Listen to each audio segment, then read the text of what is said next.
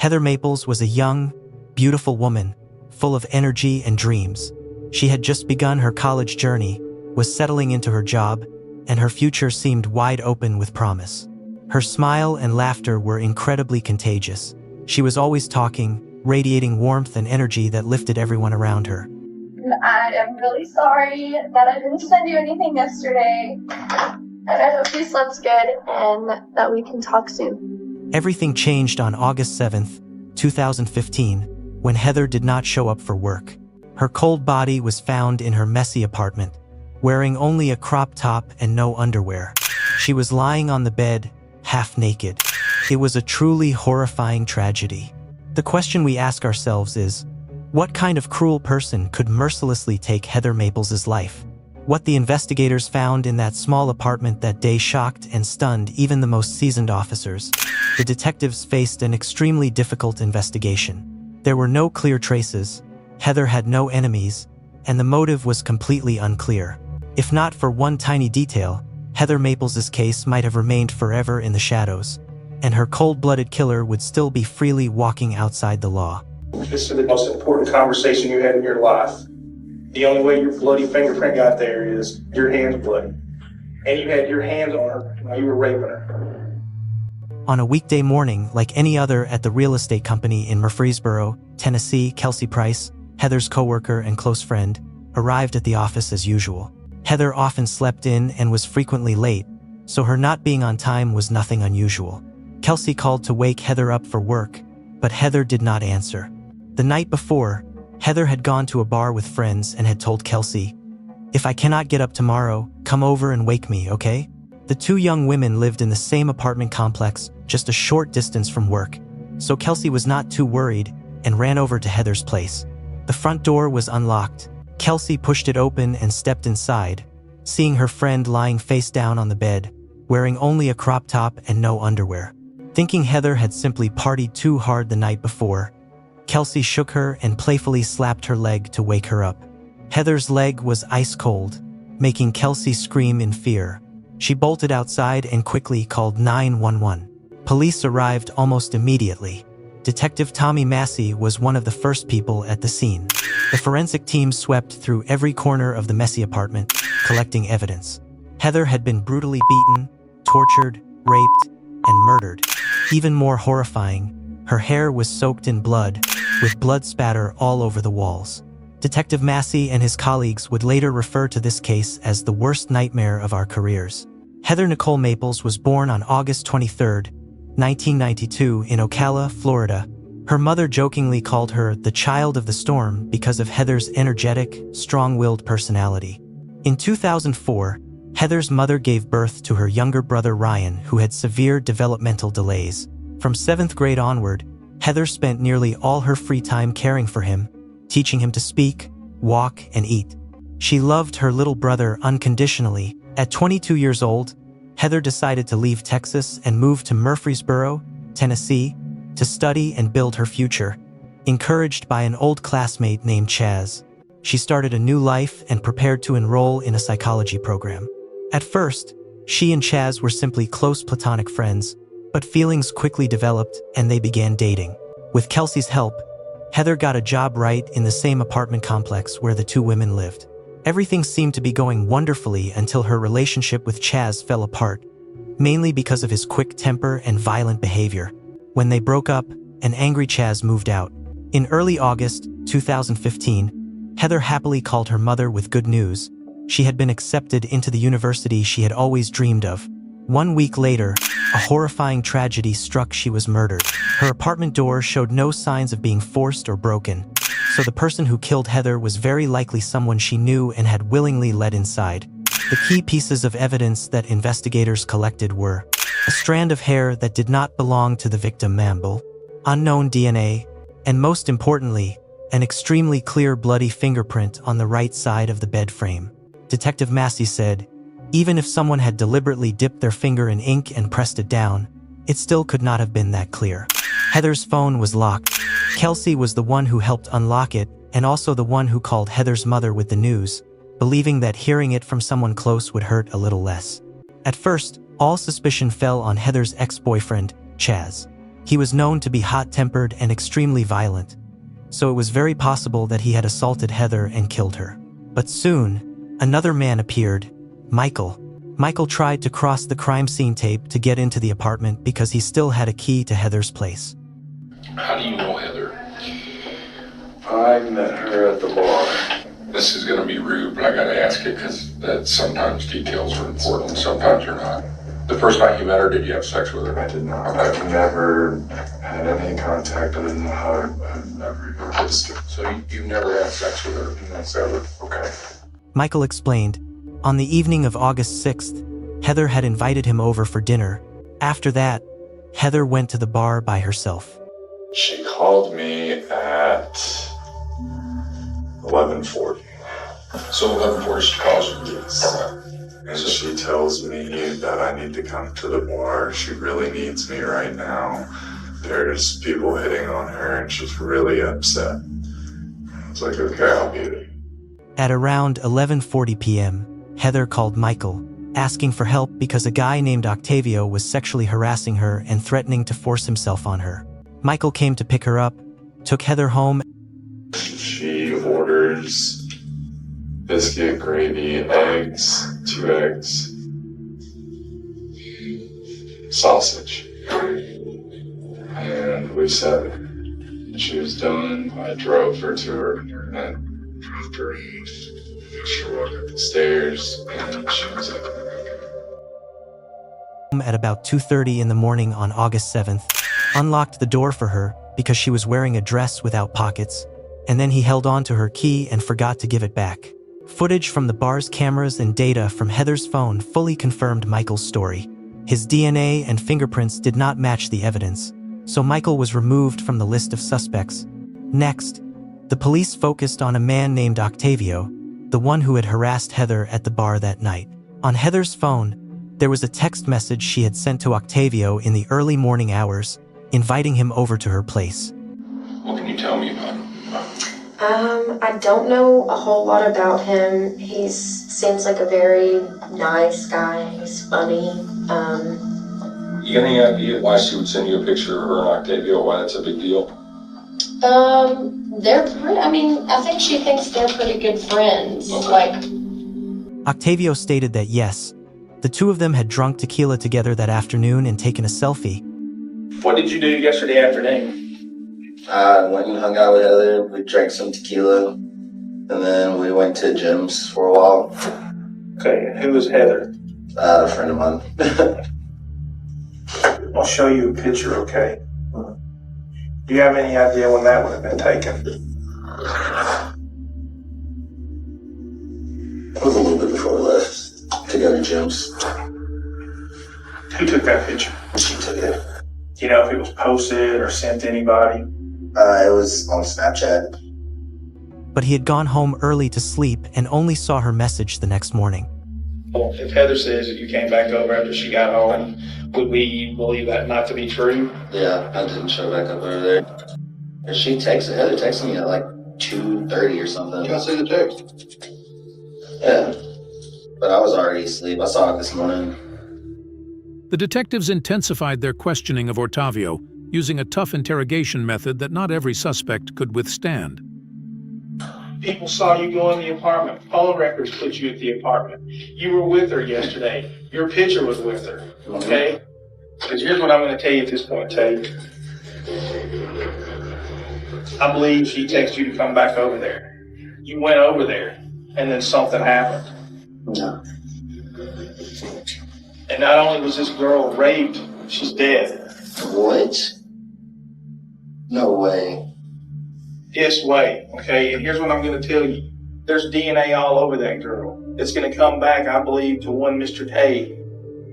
Oh, don't come back to me. Octavio immediately agreed to provide a DNA sample, and the results cleared him as well. The investigation was now almost completely stalled. The police could not find any more evidence or viable suspects. Then, unexpectedly, a stroke of luck arrived.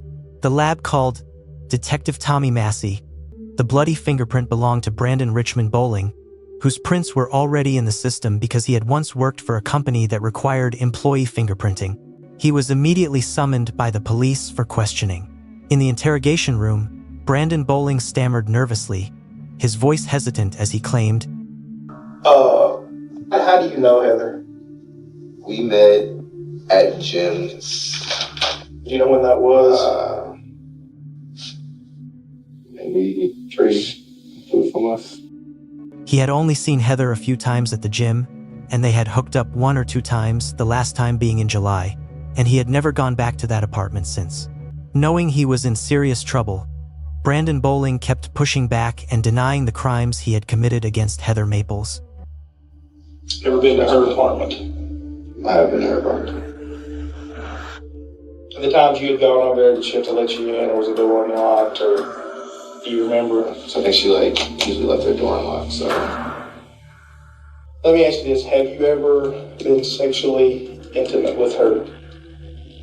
The first night, no, second night. Second time I did. You hooked up with her? Yeah, we did. When was the last time you were at her apartment? That might have been in July. The detectives put him under intense pressure. You know you were there, you know what happened.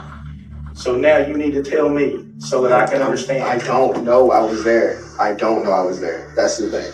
Okay, well then how did your bloody fingerprint get on the bed? There was no way I did anything. She just got accepted into college. I was happy for her. But Brandon Bowling stubbornly resisted and continued to deny the horrific acts he had inflicted on Heather Maples. Look at me, young man, because this is important. They can put you to death. Do you understand? Okay. Because this is the most important conversation you had in your life. The only way your bloody fingerprint got there is your hand's bloody. And you had your hands on her while you were raping her. So then tell me what happened. The police requested a warrant to search his phone, convinced that it would contain crucial clues. What they found on Brandon's phone was something even the most seasoned detectives were horrified by. A long video that he himself had recorded in Heather's room. That lengthy video captured everything, from the moment Brandon Bowling entered Heather Maples' apartment and had sexual intercourse with her, to the moment he violently beat and tortured Heather while she was still alive. This was the unspeakable crime of a cold-blooded killer, something that could never be forgiven. Poor Heather Maples had to endure unimaginable pain and terror before she was murdered. In February 2018, after the monstrous, inhumane crime he committed against Heather Maples, Brandon Richmond Bowling pled guilty in court. He was sentenced to 40 years in prison without parole. For those who loved Heather, this was not a victory. It was a wound that could never heal, a pain they would carry for the rest of their lives. At the trial, Heather's mother, Jennifer Hunter, surprised everyone when she said, "I forgive Brandon Bowling for killing my daughter." I forgive Brandon Bowling for killing my daughter. From that day forward, I learned, don't worry about anything and pray about everything. But for Jennifer Hunter, her daughter will always live in her heart and never disappear. At the end of the trial, Jennifer walked over to Brandon's mother in the hallway, embraced her, and said, "Today, both of us lost a child." She added that she was deeply saddened by all they had gone through.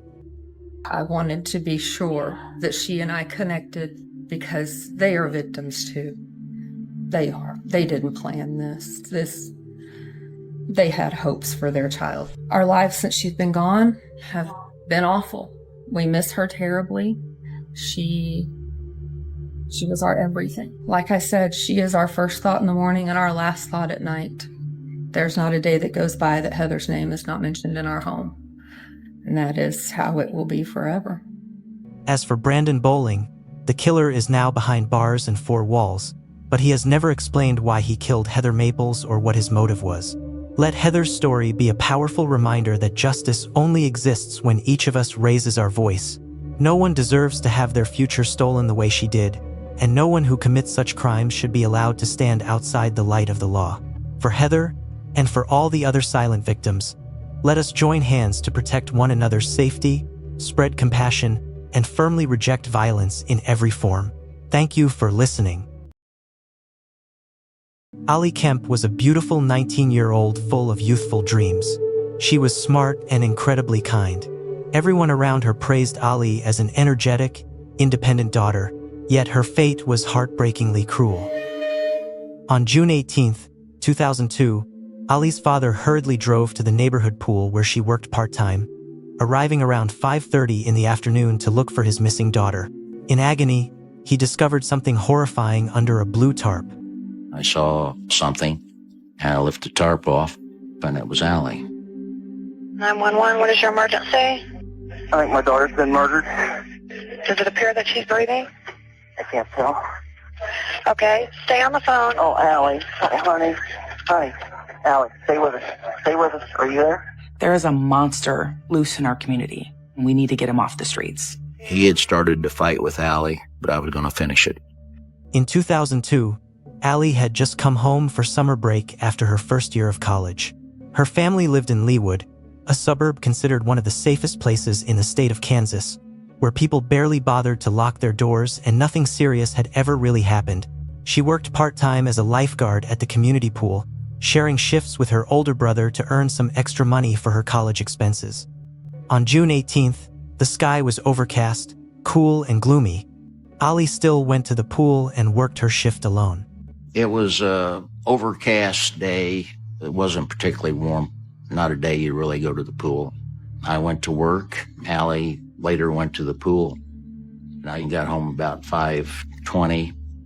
My son Tyler was on the phone with his mother and said that he had gone down to the pool to relieve Ali of her duties. Couldn't find Ali. Roger immediately drove to the pool where Ali was working. The first thing he saw was his daughter's car still parked in the lot. He rushed straight into the pool area to look for her. I looked in the pool, looked in the deep end, looked at the bottom. I looked around the grounds. I went over to the baby pool, looked behind it. Then he went to the front desk. There he found Ali's cell phone, her car keys, and her wallet, but not his daughter. Roger walked into the pump room. I went into the pump room and couldn't see very well. And I looked around. I walked to the back of the pump room. I looked behind the pumps. And I was walking out, and I turned around and saw a leg sticking out from under a tarp.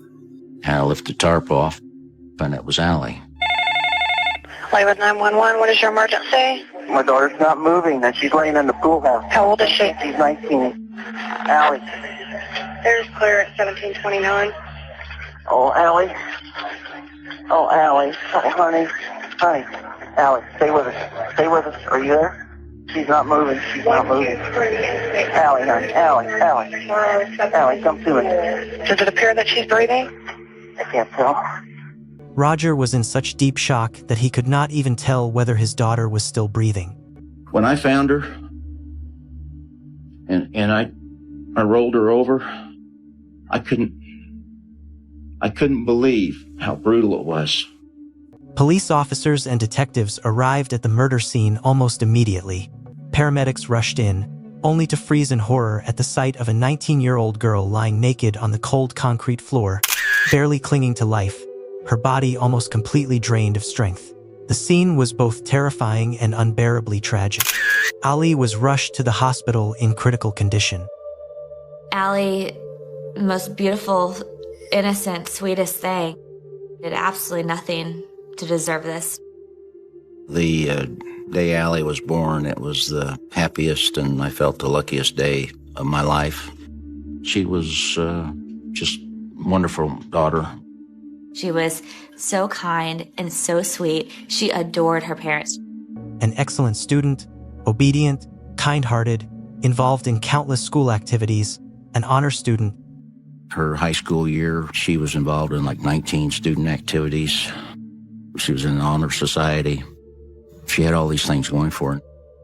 We'd felt for years that Ali was going to make a difference in this world. While top doctors were fighting desperately to save Ali's life, investigators at the scene were uncovering chilling clues. The pump room was in complete disarray, everything disturbed and overturned.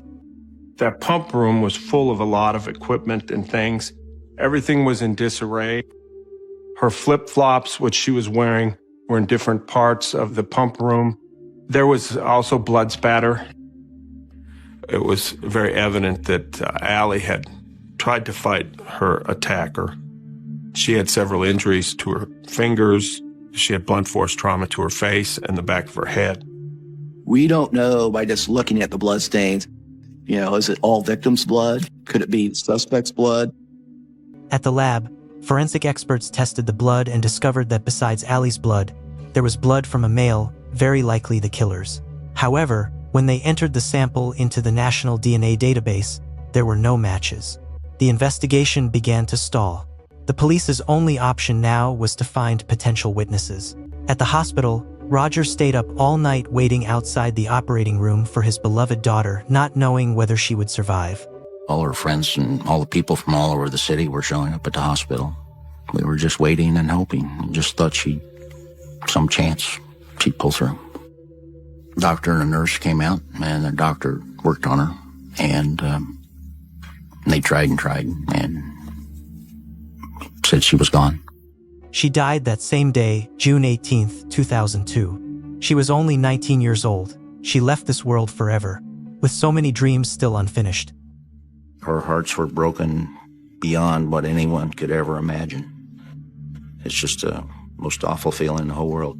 We went from the hospital to the funeral home, and they took Allie to the morgue. You're dealing with something you don't want to be dealing with, but I went to the morgue and I spent the night at the morgue with Allie, and I wasn't going to let her be alone.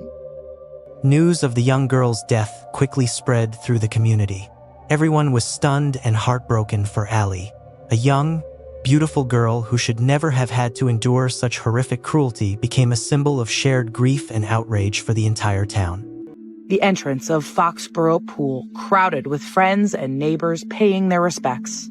Flowers and mementos pay tribute to a young life come to a violent end. When we were out there covering the story, people just kept showing up. And I hope they find him, the guy that did it, and I hope she didn't suffer long. I have 2 kids, a little boy and a little girl, It makes, it's hard to explain, how a mother feels. Everybody knew Allie. She was so popular. They just couldn't believe what had happened. There is a monster loose in our community, and we need to get him off the streets. The first time I met Roger Kemp, his face was just the portrait of pain. The first week, just one long, horrendous day. Your mind runs everywhere. Who was it? How could this happen? Who could have done something like this? How you're going to ever get this predator tracked down? You have a choice whether you can stay in bed and pull the covers over your head, or you get out and try to make something happen. I had to keep moving. Well, I wanted this guy, and I'd made a determination that he had started to fight with Allie, but I was going to finish it. I remember thinking Roger Kemp was an amazing father because he was so driven to find who did this to his daughter. He was such a warrior and a champion for Allie. Roger Kemp appeared on television and did everything he could to raise public awareness about his daughter's case, hoping to help the police quickly catch her killer. Investigators also accelerated their work, because what began as an assault case had now become a brutal murder. The first thing they had to do was rule out the people closest to Allie. In any type of case like this, you always have to eliminate family, close friends, boyfriends. That's got to be done right away. The first name that came up was Phil, Allie's boyfriend. When detectives checked the call log on Allie's phone, they discovered that she had called Phil at about 2:50 in the afternoon, just a little more than 2 hours before she was found dead. They also learned that Phil, who had been Allie's boyfriend for 5 years, worked at the same pool and had been on duty in the shift before hers. The police immediately brought Phil in for a formal interview at the station. He appeared deeply grief-stricken and haunted by his girlfriend's death, yet oddly, he still did not fully cooperate at first. He's the last person we know that saw Allie alive. He had told us when interviewed that he had gone to another pool after he had left Allie. He was asked for his DNA, and he did provide that. He was really grief-stricken. He was in shock by what had occurred. I'd say it's difficult most to deal with the way that Allie had to die. Phil was a great guy. Roger will tell you, And when they asked, is there any chance Phil could be involved, he said no way. Phil was 19 years old. They'd been dating for about 5 years. He loved Allie. At the lab, the results of Phil's DNA test showed no match with the male blood found with Allie's. On top of that, his statement that he had been working at another pool at the time was confirmed. Even so, once cleared, Phil provided investigators with an extremely important piece of information. According to him, Allie had told him she felt like she was being watched. She just said that she was a little worried about people. Like when she was by herself, she just said she was worried about people being around there and watching her. She had told her boyfriend that sometimes the people that mowed the grass and did the lawn and garden stuff made her uncomfortable because they stared at her. Her boyfriend came to the pool and she asked him to stay because the lawn and garden people were there and she didn't feel comfortable. That day, Phil had stayed at the pool longer with Allie so she would feel safe, because the grounds crew was still there, but around 2:15 in the afternoon, Allie told him he could go because the workers had left. When police questioned the landscaping workers who had been at the pool that day, they said a brown Ford pickup truck from the 1980s had driven in circles around the parking lot several times before suddenly leaving. Even more disturbing, the workers reported that before Allie was attacked, they had seen a large man sneaking around the pool area. 3 witnesses said he was hiding in the bushes near the pool with a camera. And appeared to be looking at the girls that were there sunbathing. The circumstances around Allie's death began to come into focus, and police got a major break. One of the calls Allie made that day was to a friend, asking her to come sit with her so she would not be alone. Detectives suspected that this friend might have unknowingly seen the killer. At 3:15, her friend shows up at the pool. She had pulled down into the parking lot, didn't want to get out of her car, so she was just honking her horn to get Allie to come out from inside the little attendant table inside the pool. She noticed a male subject standing there. No, it wasn't anybody that she had described as ever having seen before.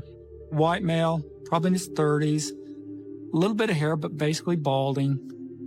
He was carrying a pail and nodded to her and waved.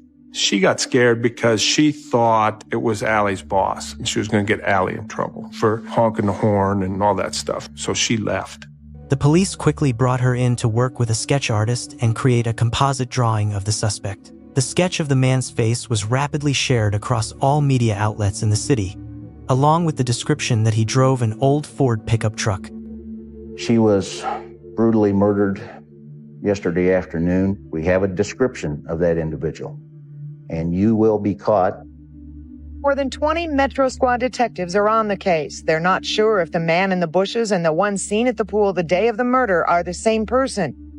Armed with a stack of more than 1,000 copies of the sketch police released today, Allie Kemp's friends are spending hours putting them up all over town.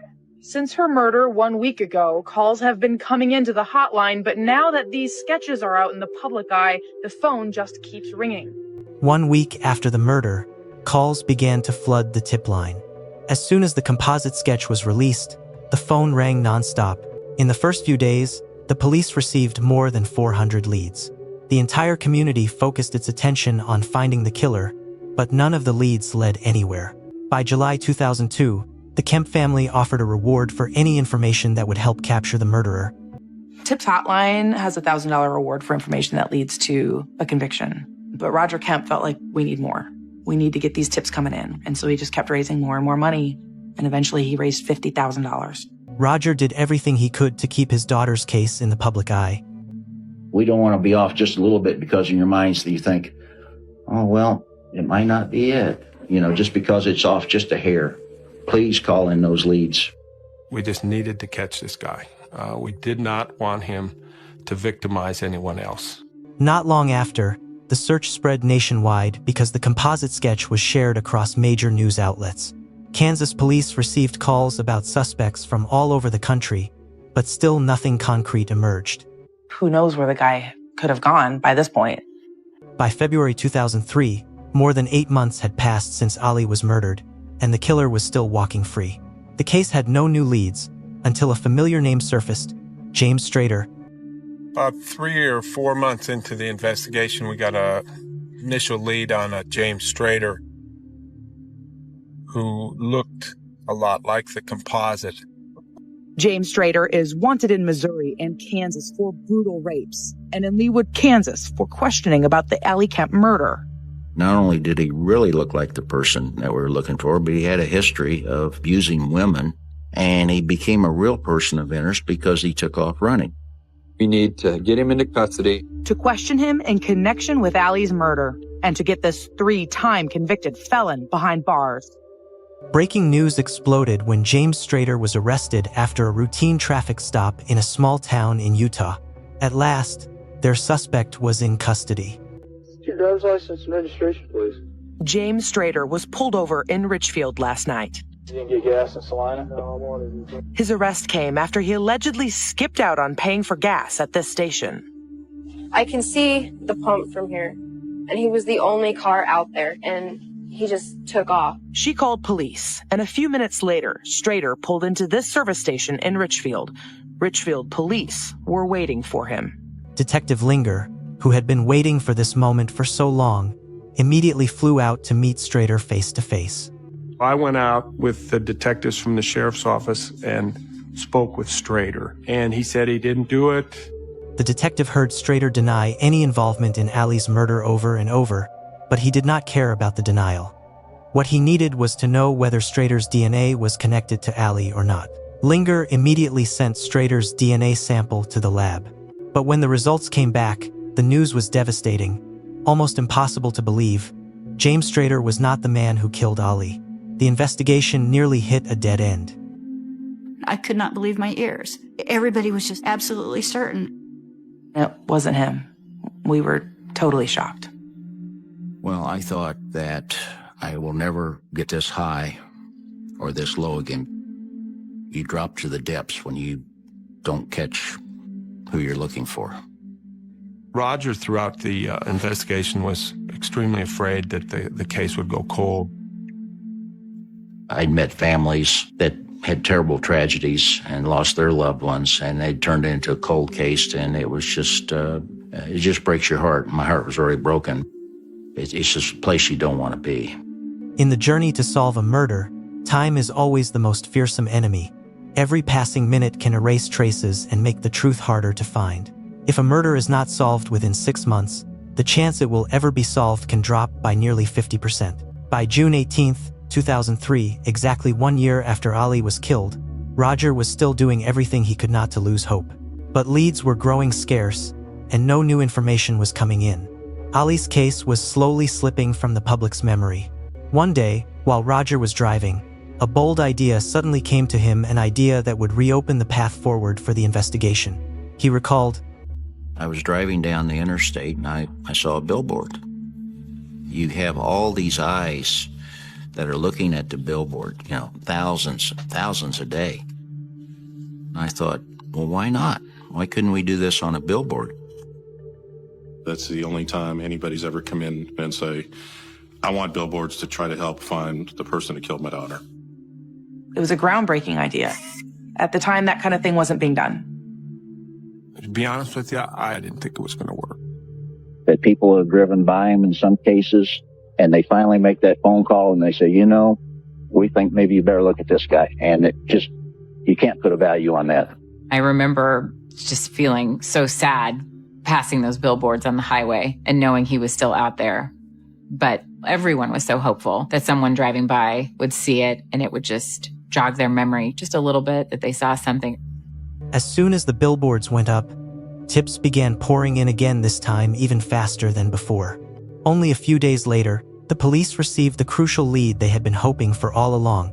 A witness called in about a white man named Ted Hoover, who not only matched the physical description but also drove an old brown Ford pickup truck.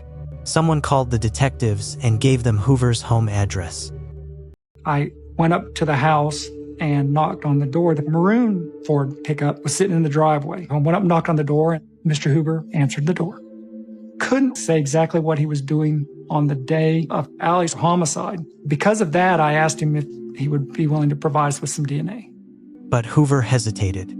He said he needed to talk to a lawyer before deciding whether he would give a DNA sample or not. Obviously, anytime somebody refuses to give you DNA, it makes you a little bit suspicious. At first, Ted Hoover was just an ordinary suspect. But while police were waiting for his attorney to call back, they suddenly discovered something. Ted Hoover has left the state, which only strengthened their belief that he was connected to Allie. We tried our best to locate Ted Hoover throughout the United States, but he was not in any databases anywhere in the country. Basically, we couldn't find him. They contacted the local post office and confirmed that at the address of a woman named Benjamin Abe, she was currently living with a man. It was possible their suspect had changed his name. They called authorities in the state of Connecticut and asked them to put Benjamin Abe under surveillance. They called back and said, the Teddy Hoover name, when we ran that through, we've got some warrants here in Connecticut for indecent exposure on a Teddy Hoover that are several years old. It looks like it's probably going to be the same Teddy Hoover guy that you guys were looking at. The Connecticut State Police agreed to arrest Teddy Hoover. The warrant for indecent exposure in public was executed. Appleby was arrested at this small home on a major thoroughfare in rural Litchfield County by Connecticut State Police on an outstanding warrant. He's wanted here for risk of injury to a minor, disorderly conduct, and public indecency. Appleby was taken for questioning to the state police barracks. It was now November 8th, 2004, more than 2 years after the murder of Ollie Kemp. At last, investigators had a suspect in custody. They were convinced he was the killer, but without a DNA sample, they still could not be 100% sure. Appleby later recounted. At first, he did not want to give a DNA sample to the Connecticut investigators. Mr. Appleby didn't want to give the DNA to the Connecticut detective. And he said, what will happen if I don't do it, if I don't consent to this? And they said, we'll get it one way or the other. He eventually consented, and they got his DNA. But the investigators did not want to wait for the DNA results. What they wanted was a confession. When Benjamin Abe walked into the interrogation room, where Kansas State Police investigators were waiting for him, they had staged the room to exert maximum psychological pressure on the killer. We took a wall-sized poster, and we put his picture right in the middle. And then around his picture, we put everything we could think of with arrows pointing down to his picture as to why he's the focus of our investigation. They brought him up to us, and he sat down, and his eyes got real big, and he looked around, and he kept looking at that link chart with this picture in the middle. And he said, I kind of lied to you. And we said, really? About what? Well, I was at that pool. I just remember. Their strategy worked even better than they had hoped. Can you go ahead and tell us what you remember and what happened that day? I went in there to the pool with the intentions of looking at the pool to get to business. On June 18th, 2002, Ted Hoover, also known as Benjamin Appleby, drove to the parking lot of the neighborhood pool in Leawood. He saw Ollie Kemp from a distance, became sexually aroused, and decided to walk up and flirt and joke with Allie. Because he was wearing a pool company uniform, he believed he would not attract suspicion. When Ollie went into the pump room, Hoover made his move. And I hit on her. Some small talk. I don't remember exactly what I said. Just didn't, wasn't interested in anything I had to say. And I was blocking the doorway. She tried to walk around him to leave the room. That was when he grabbed her. I tried to hit on her. I touched her. Not hard, nothing. We're either on the shoulder or the hip or something. She pushed me back, and she punched me. Lost it. I took her clothes off with the intention of trying to have sex with her. I don't know how many times I hit her. I hit her back. I hit her in the face, I think. It was probably about 10 minutes into the interrogation with him. And my partner, John Dickey, said, you killed her, didn't you? And he said, yeah, I did. You said she was strangled. I know I strangled her. I don't know what I strangled her with. And I don't know why I did it.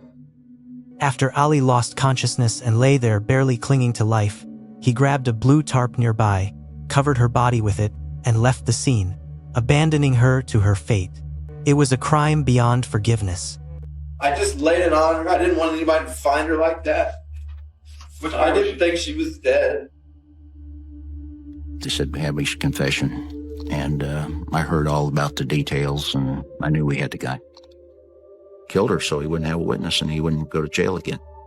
In November 2005, Ted Hoover was brought to trial for rape and first-degree murder in the killing of Ali Kemp. On December 5th, after only 2 hours of deliberation, the jury delivered its verdict. On the first charge of capital murder, we, the jury, find the defendant guilty. We have justice. Just want him put away and never want him back out on the streets again. Benjamin Appleby, formerly known as Ted Hoover, was sentenced to 50 years to life in prison, with no possibility of parole until the year 2054. Though nothing could bring his daughter back, at last Roger Kemp could let his beloved Ali rest in peace. Roger was such a devoted father. We may never solve this crime without Roger. To be honest with you, Roger just never gave up. He became the spokesperson for every father out there. My wife and I realized that we never wanted this to happen to another little girl again. We wanted to do a self-defense class for girls. We call it Take Defense, the Ali Kemp Educational Foundation. We had our first class in the basement of Leawood City Hall. We had 12 people in it. We've had 68,000 people go through our classes now. And we have women that have contacted us and said, your program saved my life. I don't care how many people we teach, but if we teach 100,000 and we save one life, it's worth it. Roger partnered with law enforcement to launch a nationwide billboard campaign featuring wanted criminals. This campaign has brought new hope to many unsolved cases and has helped families of victims who had long been forgotten. I have never met a person like Roger Kemp. The President of the United States invited him to the White House and recognized him during a ceremony. Roger Kemp lived every father's worst nightmare when his daughter Allie was taken at a young age. Through immeasurable pain and grief, Roger devoted his energy to building a safer world for future generations. His foundation has provided women of all ages with valuable self-defense training, and his billboard campaign to post the faces of wanted criminals has led to multiple arrests, including the conviction of Allie's killer. The United States honors Roger Kemp for his unwavering efforts to ensure the safety of his fellow citizens. This certainly is not the way we wanted Allie to make a difference in the world. But, I'm very, very proud of her, and I hope she would like what we're doing. Hope she'd be proud, and I think she would be. They couldn't save Allie, but they have saved many women. And that's Allie's legacy. Though the tragedy of that year stole Ali Kemp from the world at the age of 19, the light she carried has never gone out. From unimaginable pain, her father rose up and turned his family's loss into a force that protects others. The self-defense classes, the wanted criminal billboards, and the countless lives saved are the legacy Ali left behind. She is no longer here in person, but her kindness, courage, and love live on through everything her parents have done in her name. It is proof that even in the deepest sorrow, human beings can create hope and leave a mark that never fades. Under the dim lights of a dormitory in Los Angeles, California, an ordinary night suddenly turned into a nightmare. A scream ripped through the darkness, and then flames erupted violently. Oh my God, the whole apartment is on fire. By the time police and firefighters arrived, the building was already choked with smoke, and students were fleeing in panic. They pounded on every door, but Andrea's room was locked, a detail that immediately seemed off. When the door was finally forced open, there was nothing left inside but fire, smoke, and the silhouette of a motionless figure on the bed. A lot of tears for a woman whose body was found inside of a burned apartment near the campus of UCLA. It's like something out of a horror movie. At first, everyone thought it was a tragic accident, but only minutes later, details at the scene made investigators shudder. This was a brutal murder carefully staged to look like a fire.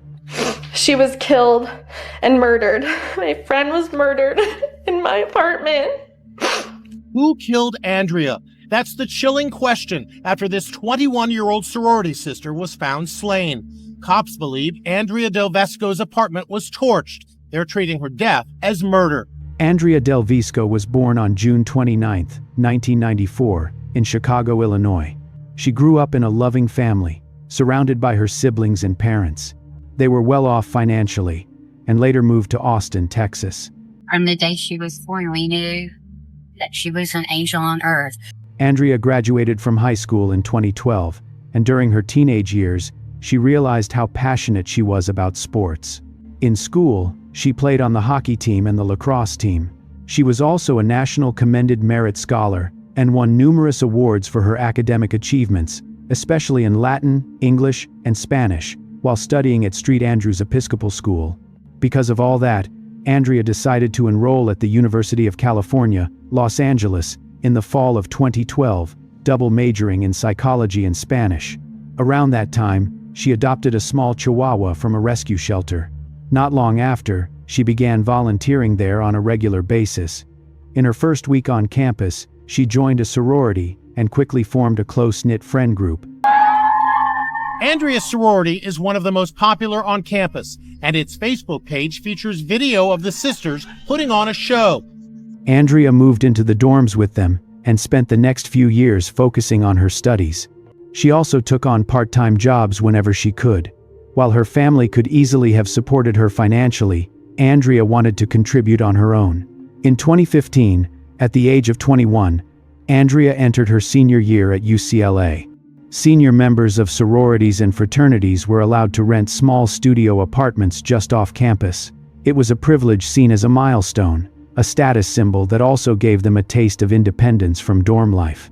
She loved the UCLA campus, such a lovely neighborhood, and it seemed really safe and quiet and peaceful. Andrea and her sorority sisters seized the opportunity and rented an apartment only a few minutes' walk from campus. September was an especially important time for her sorority because it marked recruitment season when they welcomed new freshmen into the house. Andrea and her friends worked tirelessly to prepare for it. On the night of September 20th, they spent hours setting up displays, painting posters, creating decorations, and making sure everything was ready for the big day. As the night grew late, the girls drifted back to their rooms one by one. Andrea stayed up with a friend in the living room, talking until about 3:30 a.m. She eventually fell asleep on the couch, but after a while she woke up and went back to her bedroom. A few hours later, Andrea's roommate, who lived on the upper floor, was jolted awake by the sound of a woman screaming and a dog barking. The noise seemed to come from downstairs. She tried calling Andrea, but Andrea did not pick up. Worried, she called the police, I thought it was coming from downstairs. and officers arrived within minutes. When they entered the building, everything was quiet again. They walked around the apartment but found no signs of a break-in or anything obviously wrong. Most of the other girls were still asleep, so the officers decided not to wake them. Assuming it might have been a nightmare or something harmless, they left. But only a few minutes later, Andrea's roommate heard a loud thud from downstairs. She rushed out to the balcony and saw smoke pouring out of Andrea's room, followed quickly by flames spreading at an alarming rate. Even more terrifying, she saw a man wrapped in a blanket running out of Andrea's room. This is what the caller later told police. I just called the cops about a girl screaming, and I just saw the guy who was in there run out of her room, and it looks like her room is on fire. Her room's on fire? Okay. I don't know, there's smoke coming from everywhere. What? Oh my God, okay. The whole thing is, Okay, ma'am. the whole apartment is on fire. At that moment, the fire alarm started blaring, and students began evacuating the building. Some of Andrea's friends tried to get into her room, but the door was locked, a strange detail, because the girls almost never locked their doors. Using a spare key, they finally managed to open it. Inside, the room was filled with smoke and fire. Through the thick gray haze, they could just make out the shape of someone lying motionless on the bed. They called out Andrea's name, but there was no response. The flames were spreading too fast, forcing them to retreat. When firefighters arrived, the scene was pure chaos. Students were gathered outside, and it quickly became clear Andrea was still missing. The fire tore through the building at terrifying speed, and it took more than 15 minutes and a total of 32 firefighters to fully extinguish the blaze. When they were finally able to enter Andrea's room, firefighters found a body lying on the bed. Police were immediately called in. The fire had caused such extensive damage that the body could not be visually identified, so it was sent to the medical examiner's office. Even so, Detectives quickly realized who it most likely was. Other students told them the room belonged to Andrea, and she was the only one who had not made it out that night. Firefighters also found Andrea's Chihuahua still alive in the room, and the dog was rushed to a veterinary clinic for treatment. Although official identification would take time, news of the tragedy spread across campus almost instantly. Within hours, thousands of UCLA students knew what had happened, and most assumed Andrea had died in some sort of accident, perhaps an electrical fault or a candle left burning. But from the very beginning, the fire department was skeptical.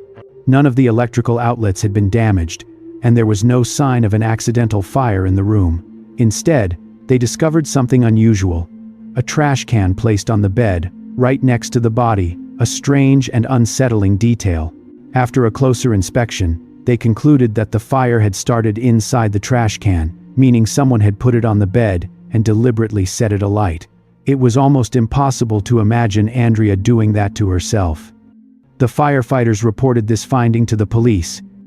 We do have a fatality. That's basically what I have. We found an adult female in the fire after it was put out. And soon forensic specialists began combing through the room in detail. What they found made the situation even more horrifying: large blood stains all over the bed and on the floor. That detail alone completely shattered the idea of an accidental fire. In an accidental blaze, there would be no reason for that much blood to be present. Meanwhile, forensic experts struggled to confirm the victim's identity, as the intense fire had even destroyed her fingerprints. In the end, they identified her as Andrea through dental records. What they discovered next was even more brutal. Her body bore 19 stab wounds, ruling out any possibility that this was merely an accident. There was another crucial finding. The medical examiner discovered there was no smoke in her lungs, indicating that Andrea had died before the fire was set. As for whether she had been sexually assaulted, there were no clear signs, but the severity of the burns made it impossible to say for certain. One thing they could state definitively was that there was no remaining DNA evidence from the attacker. The case was now officially treated as a homicide. Investigators began interviewing every sorority member living in the complex. I just can't believe it. I'm in shock a lot. I'm mostly just I wonder how the school year is going to start because of it. They learned that Andrea did not have a boyfriend at the time and did not seem to be in conflict with anyone. We talked to UCLA students who lived near the victim. No, everyone was just trying to wake her up because I think she was passed out because from the smoke. Everyone was yelling her name, and she just didn't come out, I guess. Did meet her last night. It was just a normal day for her, just hanging out with her friends. She was perfectly fine. She came, she introduced herself. We spoke for 15, 20 minutes, and then she went back into the apartment. There was no problem.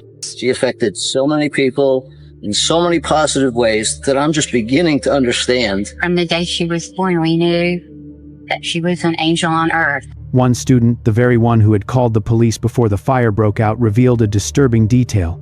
That night, she had driven her boyfriend to the airport and returned home at around 5:30 a.m. She walked through the sorority courtyard, where a staircase led up to her room. As she climbed the stairs and started unlocking her door, she suddenly heard a sound behind her. When she turned around, she saw a man standing at the bottom of the stairs. The moment he realized she had spotted him, he took off running. Terrified, she hurried into her room and locked the door. She considered calling the police but eventually talked herself out of it. Maybe he was just visiting another girl in the building, or just some student passing through, she thought. She had not seen his face clearly, but she remembered what he was wearing: a black baseball cap, a dark t-shirt, and jeans. Still shaken, she called her boyfriend and told him what had happened. He tried to reassure her, and eventually she fell asleep.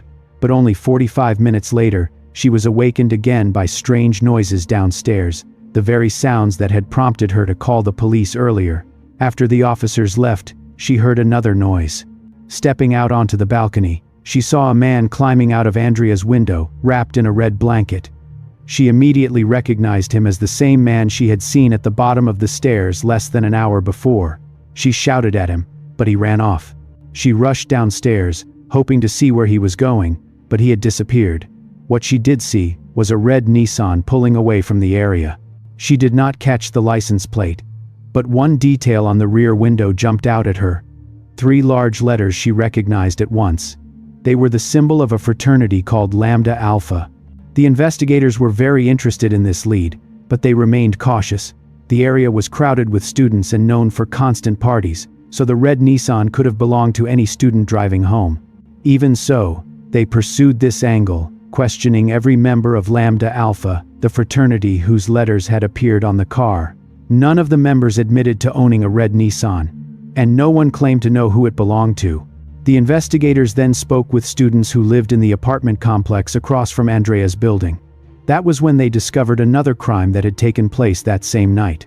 According to the students, their apartment had been broken into, and a laptop, a Bluetooth speaker, and various other belongings had been stolen. This immediately caught the investigators' attention.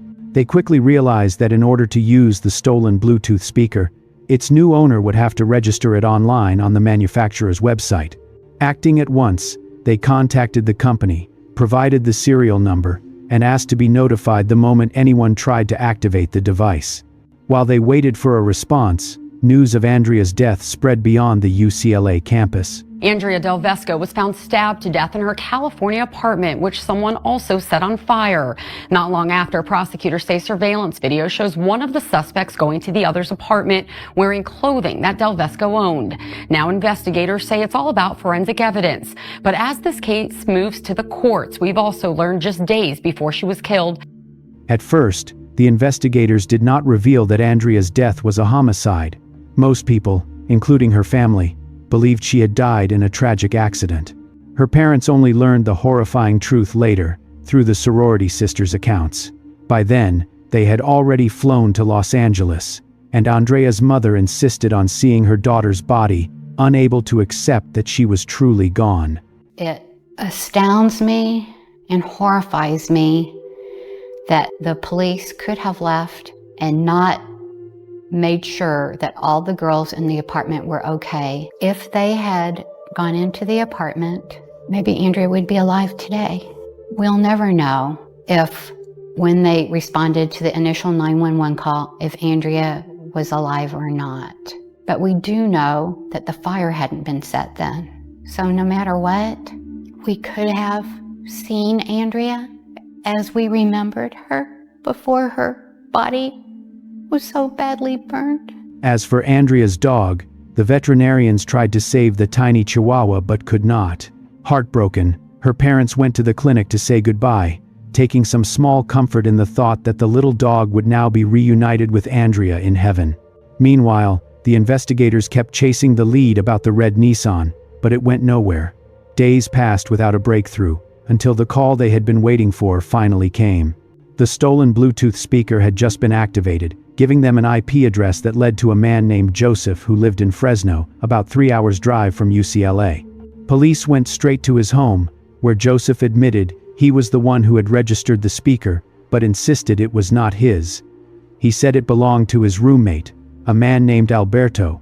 Joseph explained that a few days earlier, Alberto had gone to Los Angeles for a concert and returned on September 22nd, just 1 day after Andrea was killed.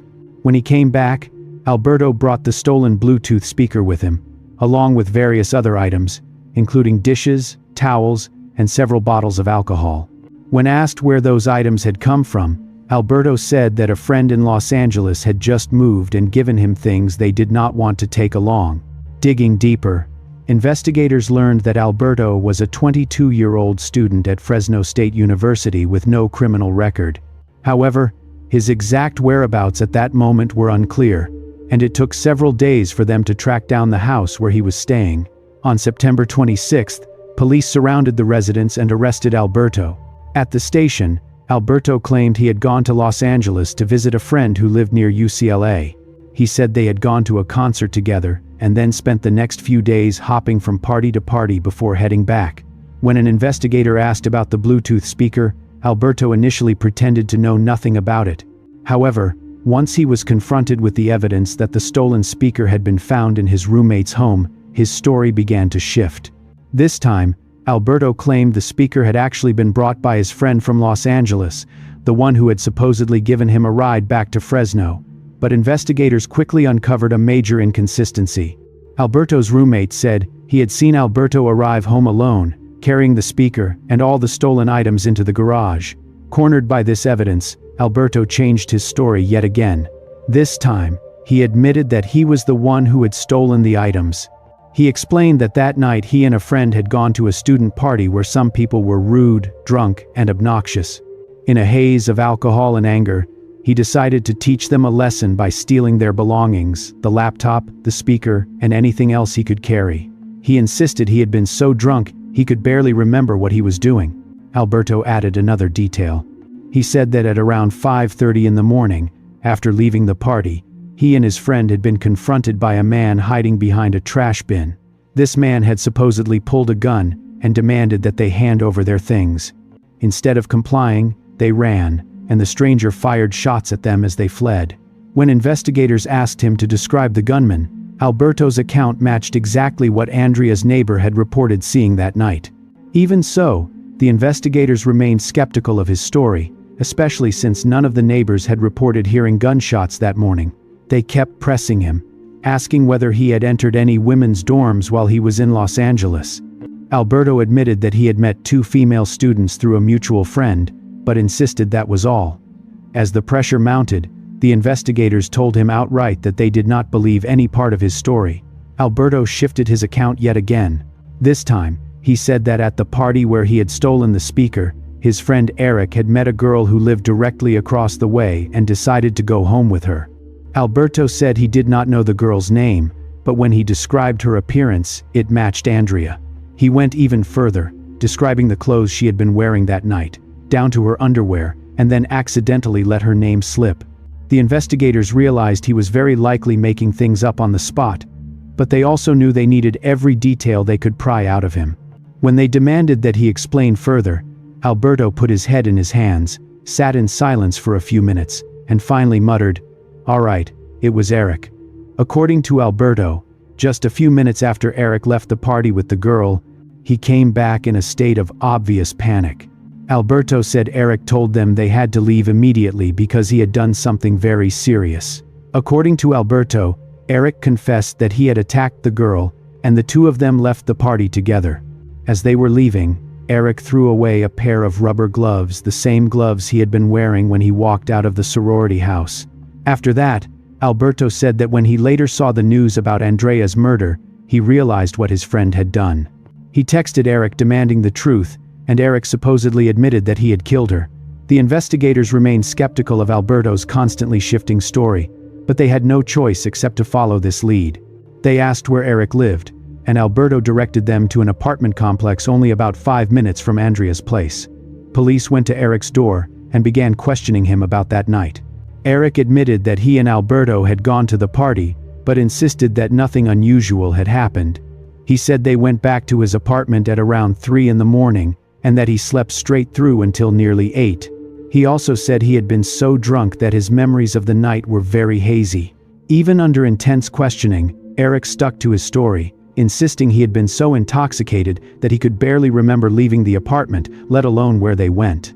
Even so, investigators now had enough evidence to arrest both men and obtain warrants to search their homes. As the two were being booked into jail, officers noticed something alarming. Alberto's hands were covered in scratches. They looked like the kind of injuries someone might get from a struggle, the kind of marks a victim could leave while fighting back. When asked about them, Alberto brushed it off, saying he had gotten into a fight at a party but could not remember who he had fought. Soon after, the forensics team searched Eric's apartment and found stains that looked like blood that someone had tried to clean up. Samples were sent to the lab right away.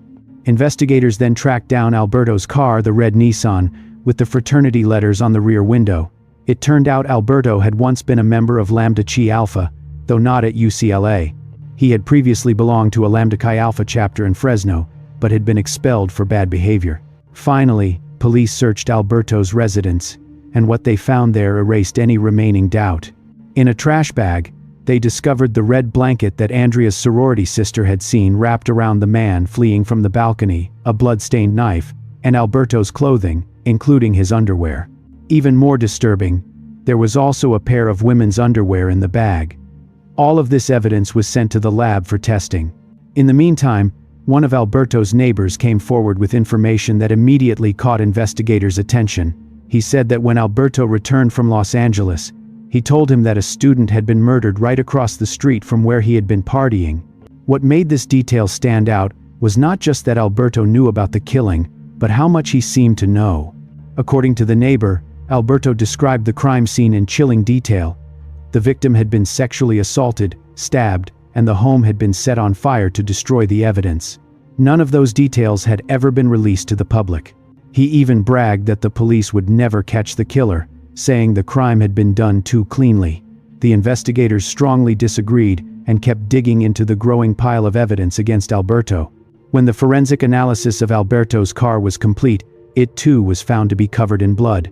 The blood from the car, the knife, and Alberto's clothing all matched, confirming it was Andrea's. With that evidence in hand, prosecutors formally charged both Alberto and Eric with murder. However, investigators still were not convinced that Eric had played an active role in the crime. It was entirely possible that Eric had no idea what his friend had done. But with both men tied to the scene, authorities found it difficult not to charge him alongside Alberto. After news of the arrests broke in the media, a new witness came forward. He told police that at around 5:30 in the morning, he had been near Andrea's home collecting bottles and cans. According to this witness, a man approached and asked if he knew how to fight. When the witness said no, the man walked straight toward the building where Andrea lived. The witness also noticed a red Nissan parked nearby, with someone sitting inside. When he was brought in for a lineup, the witness immediately pointed out the man who had approached him. It was Alberto. This testimony became a crucial piece of the investigation. It showed that Alberto was the one who walked toward Andrea's building, while Eric remained in the car, making it less likely that Eric had directly participated in the murder. Investigators began to believe that Eric truly might not have known what his friend was about to do. Eventually, prosecutors reduced the charges against Eric. He was no longer accused of murder but instead faced charges of aiding and abetting, along with burglary for the theft from the other home that night. In the year 2017, Eric's attorney reached a plea deal. Prosecutors agreed to try him separately from Alberto. Eric pleaded guilty to the lesser charges and was sentenced to 2 years and 8 months in prison. Alberto's trial began in the year 2018. Alberto Medina, he will never be a free man ever again. According to this judge, this man will spend the rest of his life locked behind bars. That was the judge's decision today. Murder with a special circumstance that was committed during a burglary, the court will impose the term prescribed by law, life in prison without the possibility of parole. This is the maximum sentence I may impose by law. He will never be released. The loss of Andrea, my bright light, my joy, my love, my friend, my daughter, my support, my treasure, my angel. I will miss her every day because of the heartless, brutal actions of Alberto Medina. Never did I think she would have been laying in that room with floor-to-ceiling flames, especially murdered by a man who did not know her, who stabbed her 19 times and lit the room on fire to torture her body, to get rid of evidence. She was killed and murdered. My friend was murdered in my apartment. That he is being sentenced on September 21st is a statement from a higher power. This is the date that he made the choice to take my wonderful, amazing daughter's life. He brutally murdered a beautiful, innocent person. He's seriously wounded an entire community. He must never walk free again. A maximum sentence without parole, spending the rest of his life behind bars for Alberto Medina. This case is a grim reminder that evil can appear very close to home, very suddenly, and that sometimes a single terrible decision is enough to destroy many lives. The hope in retelling her story is not only to remember Andrea but also to encourage each of us to stay alert, to cherish life, and to value the people around us before it is too late.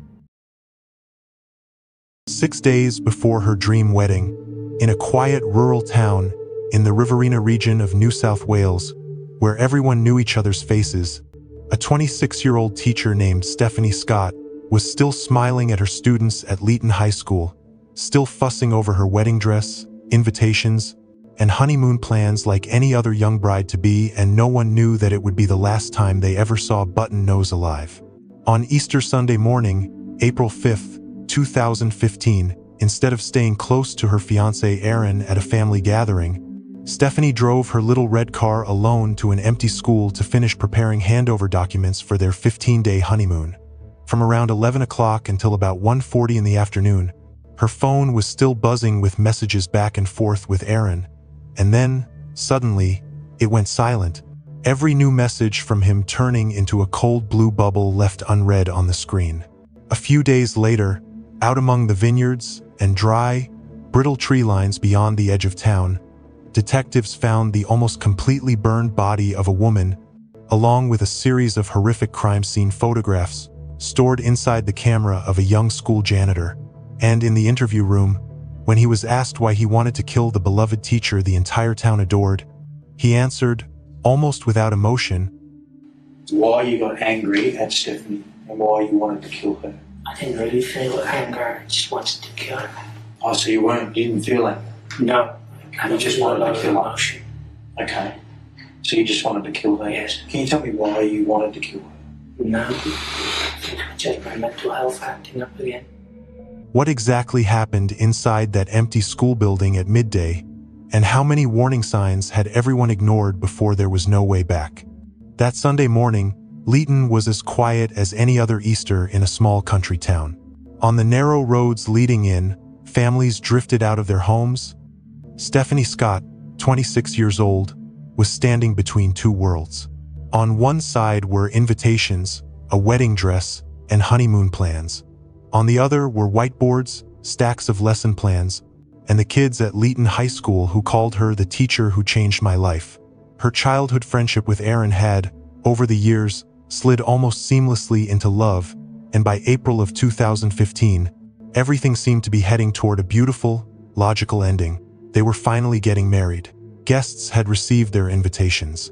Some had flown in from as far as England and New Zealand. Their future, on paper, was carefully mapped out. That morning, Aaron wanted her to stay home, to ride with him to a family gathering in a nearby town. He did not want her driving anywhere, did not want her doing any more work. But Stephanie, as everyone knew, was the kind of person who worried about others right up to the last possible moment. She insisted she needed to go to school, even on a Sunday, even though the whole area would be almost deserted, to finish preparing the handover materials for the teacher who would cover her classes during their 15-day honeymoon. To her, that was responsibility, the unfinished promise she owed her students. Aaron hesitated. As an ordinary man, he felt uneasy, but it was not sharp enough to call a premonition. A school, in his mind, was the safest place she could possibly be, especially in broad daylight. In the end, he gave in. They said goodbye with the small, mundane gestures of a couple about to be married. A rushed kiss, a quick hug, a few practical reminders about eating, resting, taking care of herself. Neither of them knew they were standing on the edge of a cliff. Around 11 o'clock that morning, Stephanie arrived at Leeton High School. The hallways were empty, the playground deserted, the staff room silent. She opened her laptop and began to work. From about 11 until roughly 1:40 in the afternoon, messages went steadily back and forth between her and Aaron. She told him a little about what she was doing. He replied with small questions, tiny fragments of everyday concern that he would later replay in his mind over and over, as if changing one sentence, one moment, might somehow have changed everything. Then, at about 1:40, the conversation stopped. The next message Aaron sent turned into a blue bubble and stayed that way. No, delivered, no reply. At first, he did not panic. He knew she was exhausted from weeks of wedding preparations. He told himself she had probably misplaced her phone, or the battery had died, or she had fallen asleep over her work. Those maybes were still enough, in that moment, to soothe a man desperately trying to stay rational. Late that night, after the family gathering ended, Aaron went home and called Stephanie. Her phone was still off. He called friends. He called her family. No one knew where she was. No one said they had seen her after she went to school.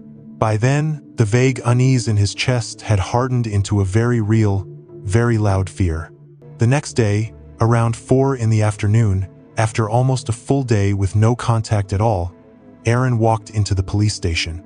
The moment he reported his bride to be as missing was the moment he stepped into a narrative he could no longer control. In the eyes of the investigators, he shifted in an instant from fiancé to the last person to see the victim alive.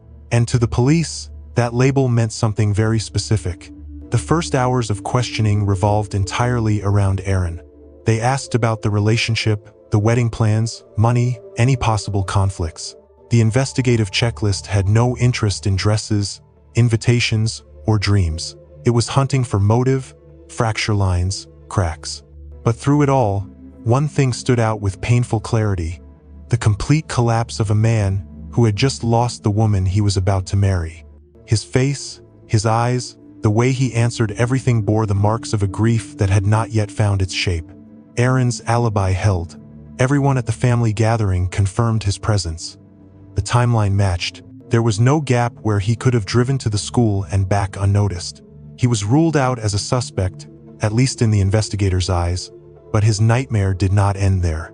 Walking out of the interview room, he was no longer the man who needed to prove he had not hurt her. He was back to being the man whose future wife had vanished without a trace. Outside, the town of Leeton shifted into a state of quiet alarm. A Facebook post calling for help to find Stephanie was shared more than 1,600 times. Her gentle smile, the face of the young teacher, flooded phone screens and local news bulletins. In just a few hours, she was no longer Miss Stephanie of Leeton High School, but the missing woman of an entire community. And yet, one detail hung over the town like a weight. Somebody had pressed the power button on Stephanie's phone, and her little red car had disappeared from the school grounds. If the fiancé had a solid alibi, if there was no family rift, if she had not run away by choice, then the next question any seasoned investigator would ask is this: who could have approached her naturally, without raising suspicion, right there in the place that was supposed to be safest? And why, at least on paper, was no one admitting to having seen her at all that day? By the time the family's missing person post spread across Facebook, it was as if someone had switched off the sound in Leeton. Familiar faces around town began pairing the name Stephanie Scott with the words missing person, a phrase no one had ever imagined they would have to use. But the most frightening silence was not on social media. It was sitting quietly inside the staff roster at Leeton High School for that particular Sunday. When detectives returned to the school, the first thing they did was not to tear through every classroom, but to re-examine something that looked harmless: the duty roster. On that schedule, only one cleaner was officially assigned to work on Easter Sunday. Yet, when they rechecked all statements, they realized that 2 janitors had been on campus that day. One was on the roster, the other had no reason to be there at all. In a homicide that takes place in a closed environment, any extra person is not a coincidence, it is a red flag. Right then, a teacher walked into the station of her own accord. She told officers that on that Sunday, she had been the one to drive Stephanie to the school. They walked in together through the empty corridors of Leeton High. Then the teacher left, leaving Stephanie alone in the staff room, focused on her work. That detail cut through the fog like a knife. On that day, the victim had definitely been inside the school. If every staff member insisted they had not seen her, then either someone was lying or someone was working very hard to distance themselves from the scene. From that testimony, police went back to the staff list. The first irregularity that jumped out was the second janitor. He had shown up despite not being on the schedule. Just dropped by for a bit, he said, the sort of casual explanation seasoned detectives have learned to treat as a warning sign.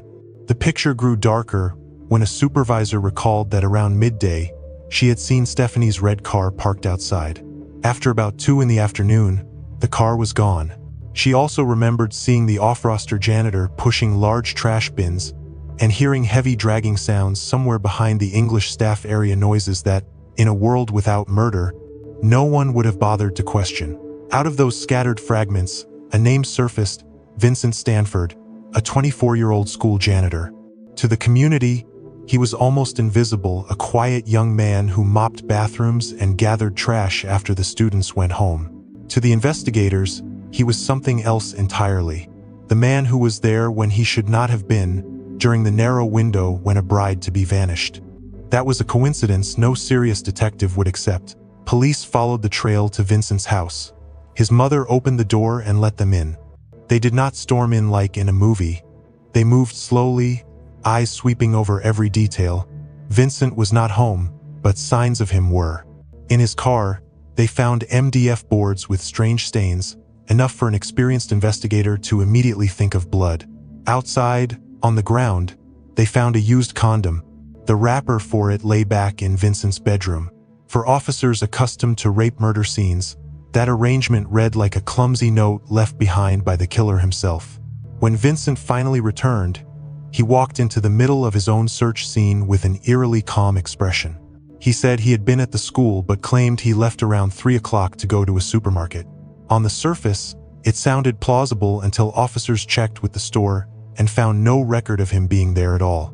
It was a textbook pattern of lying. Build an alibi around a busy public place, assuming no one will actually verify, and forget that cameras, receipts, and transaction logs now serve as silent witnesses. The fatal blow to his story, however, came from a detail that seemed trivial. When asked what he had done that afternoon, Vincent said he went out taking photos and pointed to a camera resting on a chair. An investigator turned it on and scrolled through the images. There were no landscapes, no vineyards. Instead, there was a photograph of a woman's body, burned almost beyond recognition, lying alone among sparse, scrubby trees. Vincent shrugged and said it was a shot from a movie. It looked funny, so I took a picture. To someone who has never stared death in the face, that might have sounded just barely believable. To the police, it was obvious. They were looking at Stephanie Scott, captured in the final form her killer had tried to hide. In that instant, all the gaps in the story snapped together.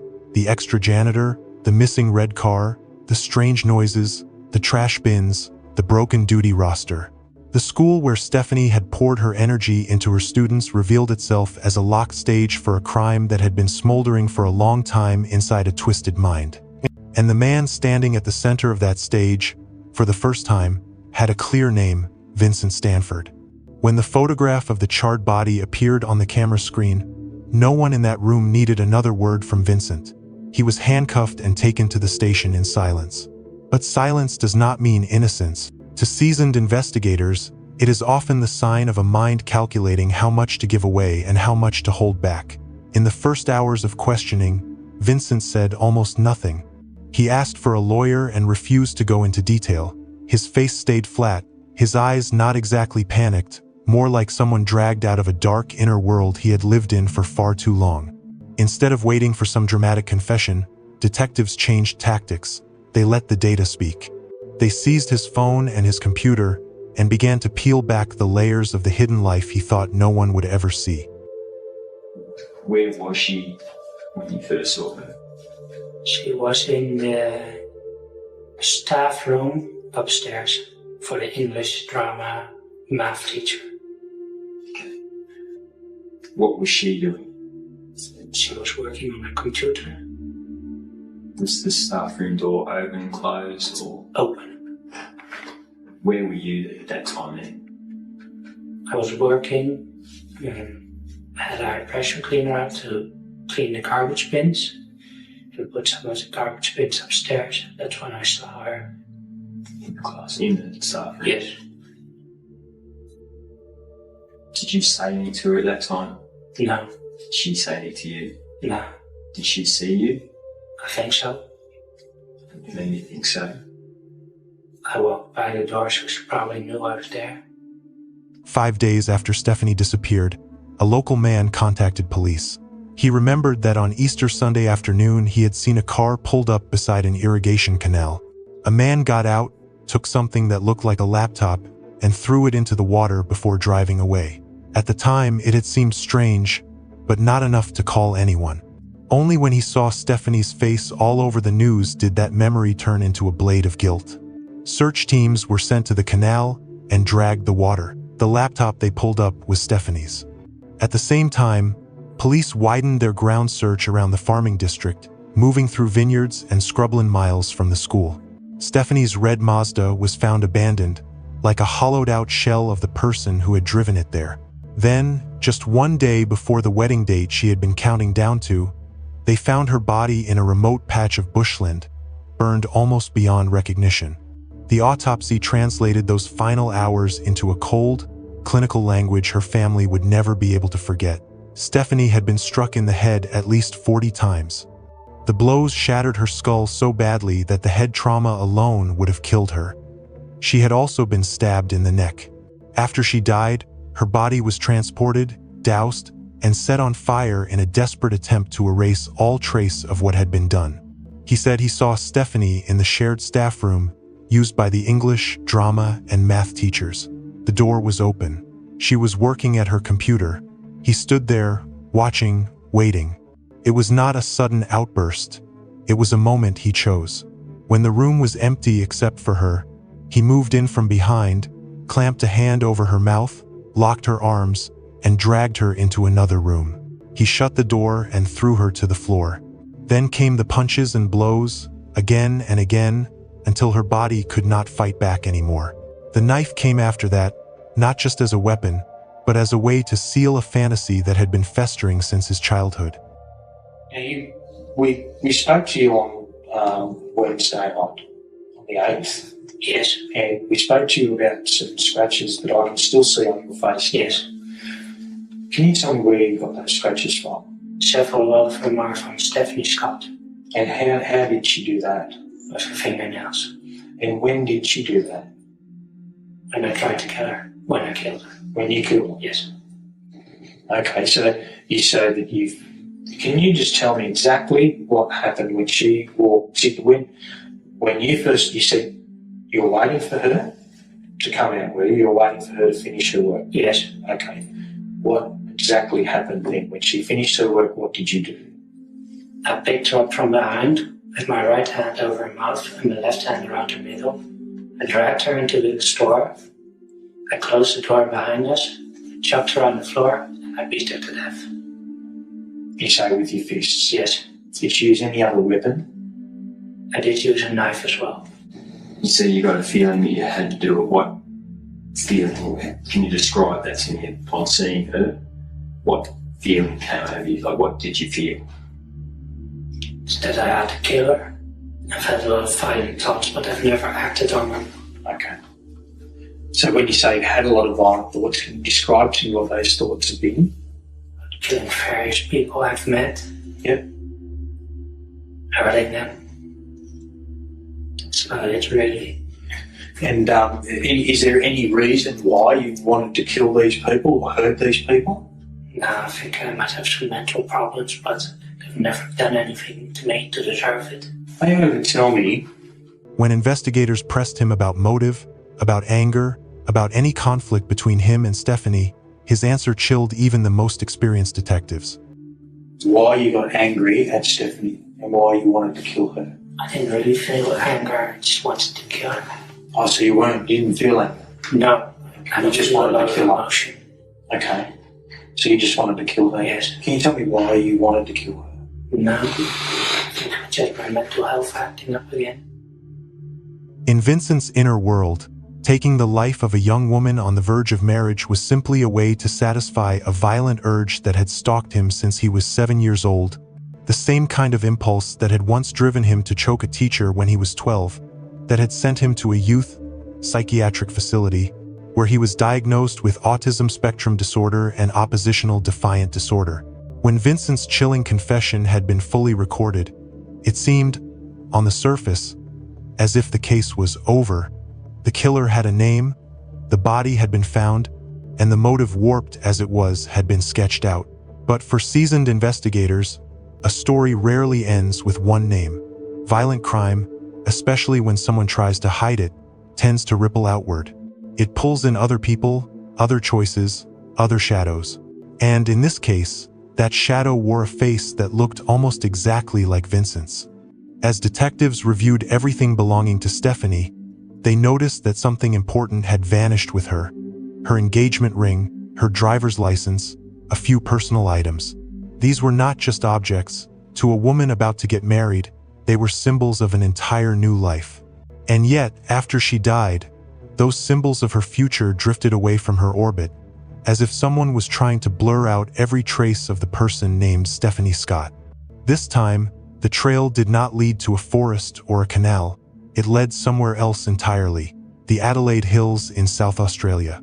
At a second-hand dealer, police traced an engagement ring that had been sold. From there, they identified the man who had brought it in, Marcus Stanford, Vincent's identical twin brother. Television cameras captured Marcus's arrest, a young man whose face looked disturbingly like his brother's, hands cuffed, wearing a Star Wars sweater, escorted away from his workplace, a flower farm. He did not shout. He did not struggle. He looked more like someone pulled out of a comfortable everyday role and forced onto the stage of a tragedy his younger brother had already begun. At his first court appearance in South Australia, Marcus had no lawyer. When asked if he had any reason he should not be extradited back to New South Wales, where the crime had taken place, he answered, in a heavy Dutch accent, that he had never been to Leeton, so he could not see any reason he should have to go back to a place he had never set foot in. On the surface, the logic sounded neat. In the context of a murder case, it came across as a desperate attempt to detach himself from the quicksand his brother had dragged the entire family into. Investigators found that Marcus had received Stephanie's engagement ring and driver's license from Vincent. He sold the ring. He burned the license. There was no evidence he had wielded a knife, and no camera ever picked him up at the school that day. But the chain of actions accepting the items, converting them into cash, destroying identification was a clear form of complicity in the effort to wipe away the killer's tracks. In legal terms, it was accessory after the fact to murder. In moral terms, it was a heartbreaking answer to a simple question. When you stand between justice for a stranger and loyalty to your own blood, whom do you choose? With Vincent, the court ordered a full psychiatric evaluation. The result was blunt: he was fit to stand trial. Everything he had done, choosing a time when the school was empty, attacking, killing, photographing the body, transporting and burning it, dumping the laptop in the canal, sending items to his brother, showed clear planning and awareness. In early 2016, instead of dragging the proceedings out, Vincent pleaded guilty to the murder and rape of Stephanie Scott. Marcus's path was different. He was charged as an accessory after the fact to murder. The court sentenced him to 1 year and 3 months in prison. He served his time and was released in October 2016. On paper, the sentence reflected his indirect role. Emotionally, many people were outraged. Nearly 60,000 people signed a petition arguing that the punishment was far too light for someone who had helped cover up such a brutal crime against a young bride only days away from walking down the aisle. While public debate raged, Marcus slipped quietly out of prison. There were reports that he went back to live with his mother in Leeton.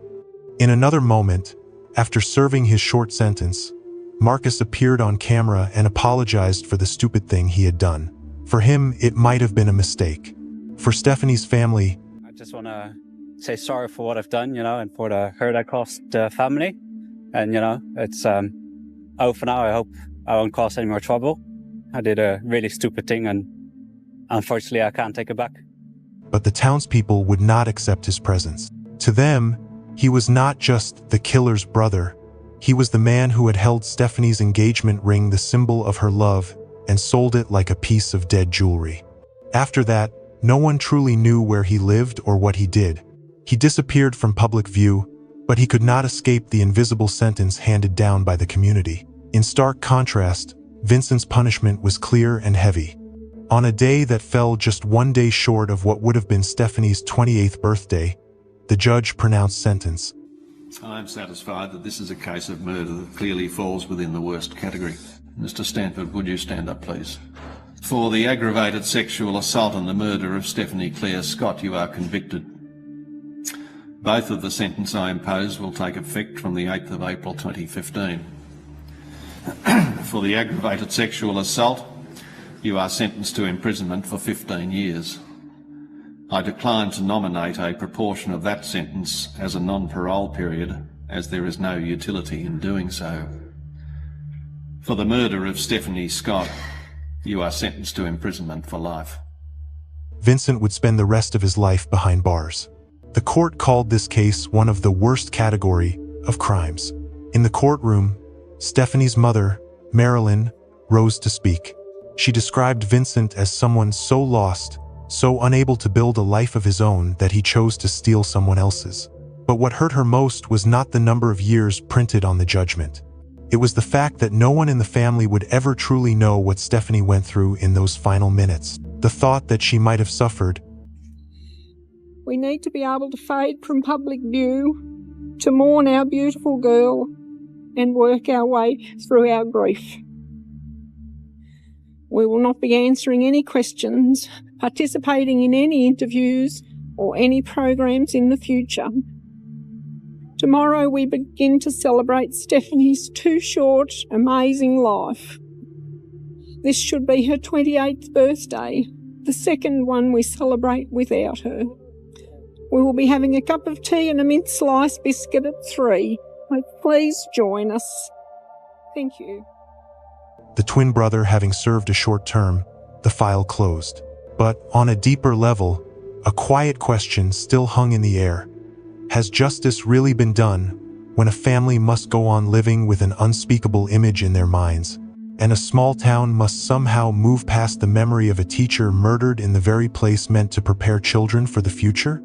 And when darkness does not only sit in the hands that struck the blows, but also in the hands that turned away and burned the fragments of truth, what, exactly, should we call that kind of crime? On the day Vincent was sentenced to life in prison, there was no applause in the courtroom, no cheers of relief.